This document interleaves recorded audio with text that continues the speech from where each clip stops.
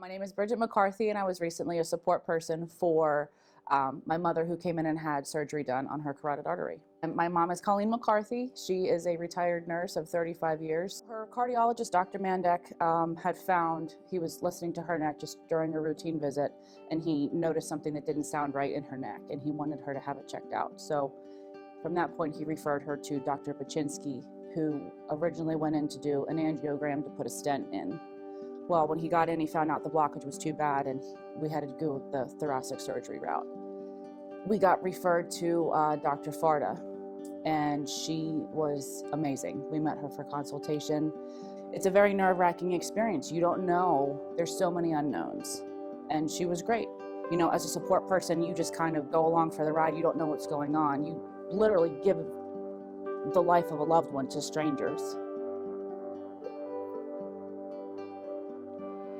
You know, I had a headache just from being stressed out, and one of the nurses went out and found me Tylenol.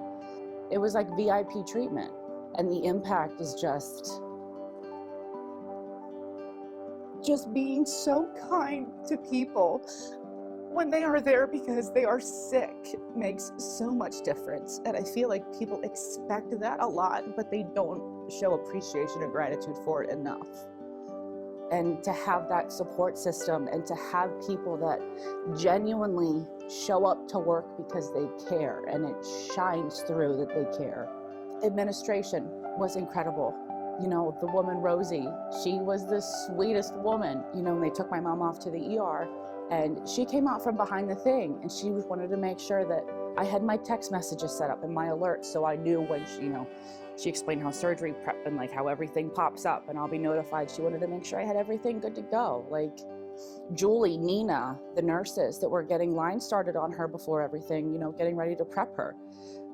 Amber DiAgostino is one of the physician's assistants who came in, who is pregnant herself and, you know, standing on her feet, answering all my questions and just giving me a hug and telling me everything's gonna be okay. Dr. Dan Calderon and Dr. Farda came in like pre-op surgery, tell him what's gonna happen.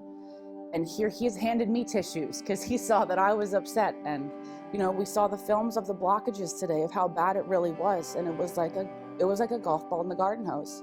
You know, the recovery team, Brendan, he had her in recovery. He was an angel, he was a doll. You know, all the people in ICU, there was an overnight nurse named Tara, there was a Hillary, there was a Hunter.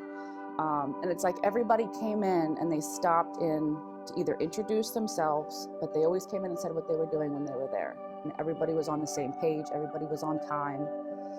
You know, when we had to come back via ambulance the day after she was released from ICU because she was having a hard time breathing, for as panicked as I was following an ambulance with my mom who's having a hard time breathing, it was almost a sense of relief that we were going to Harrisburg.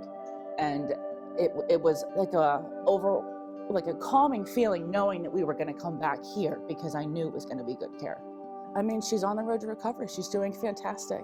You know, everybody in 6 Main when my mom came back was hands down the best. There's only so many Panera bagel packs and dozens of maple donuts you can bring to thank people, but I think a true, genuine thank you. We would not have gotten through this day without you.